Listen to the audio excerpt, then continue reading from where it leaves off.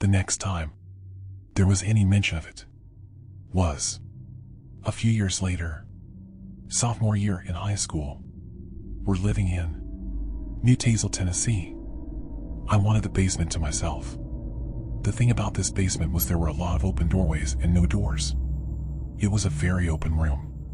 On the opposite end of the basement door was the stairs that led to the first floor.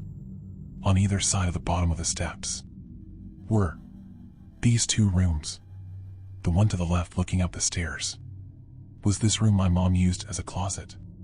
It was pretty dark most of the time. I never had to go and it didn't have a door. It was just this empty door frame. There was no curtain in front of it. Looking back, I really wish there was. I remember always having a feeling. I was always scared. There was this neighbor of mine, a friend from high school. There was one day he was coming over. It was a little bit later at night, 8 or 9 p.m. He was coming in through the basement door. I opened the door from before he even gets in. He starts freaking out immediately. I knew. I was like, "What are you freaking out about?" He was like, "Who is in that closet?" I'm like, "What are you talking about? It's just me down here." He goes, "There was a white face looking back at me from the closet." My heart dropped. The closet is right next to my bed. And when I lay down at night, I could see into the closet. I didn't see anything. I always had this feeling. It never to this day has gone away.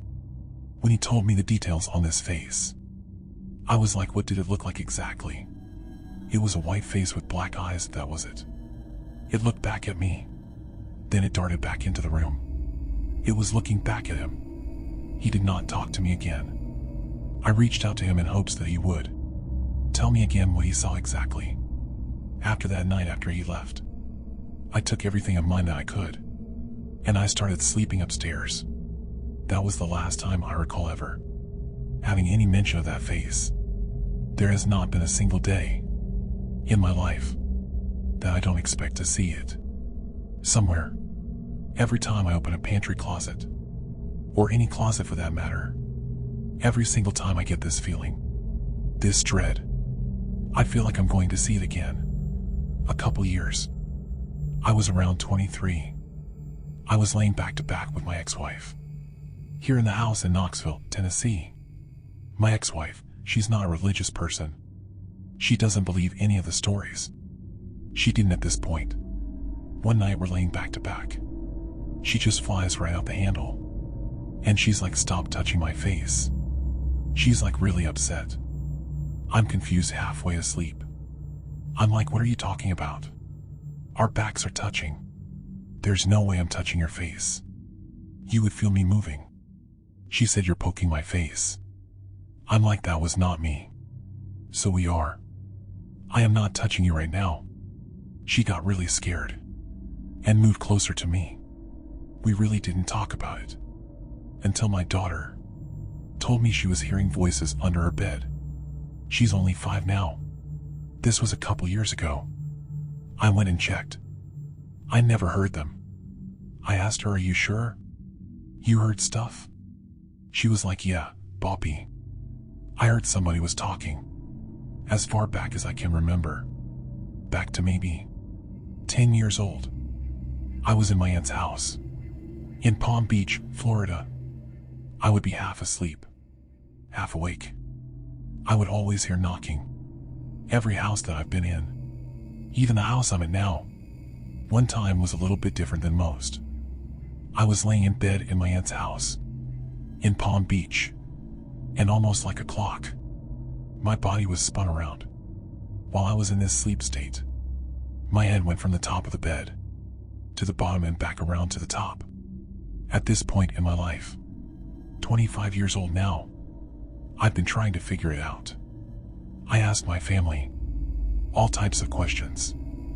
I would ask them, "Hey, what did you see?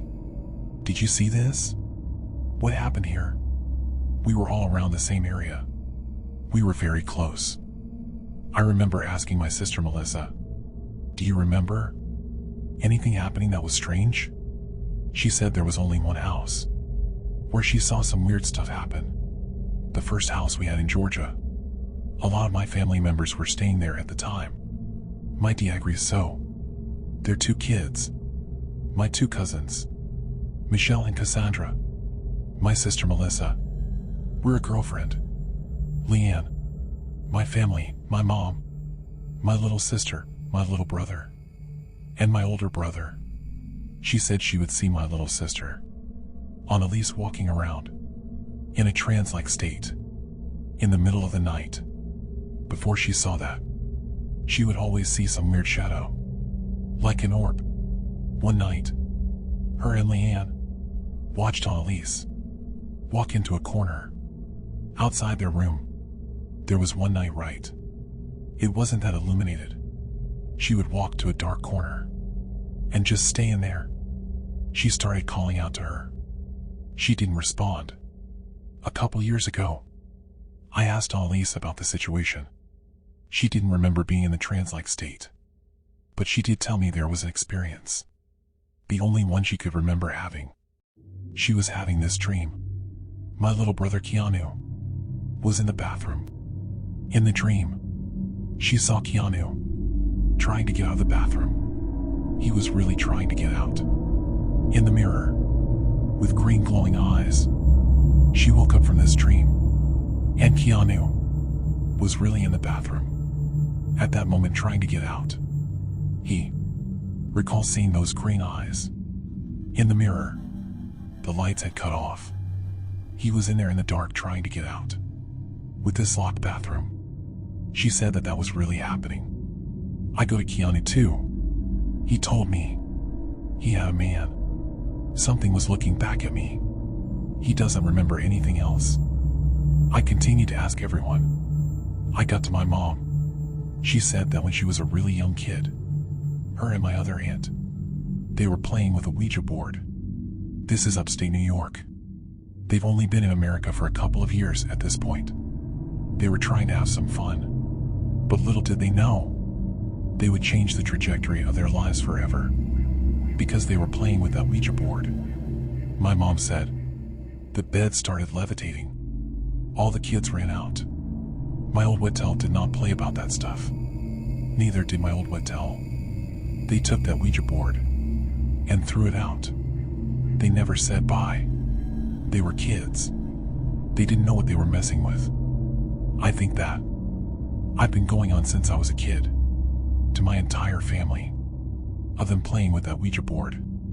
A few years later, after the Ouija board thing, my old Whittel, and her siblings moved to this townhouse in Miami, Florida again. She was laying with my aunt in bed.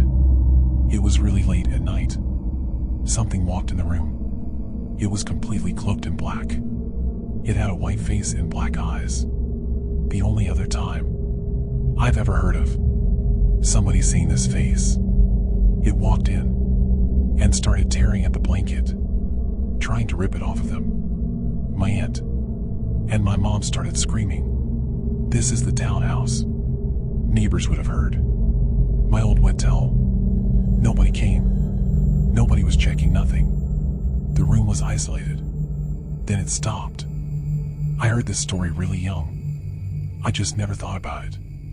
To this day I have to sleep with the blanket tucked under my feet. I sleep with 10 pillows around my head. I've got a blanket wrapped around me. I sleep as if, at any given moment, something might try to grab me.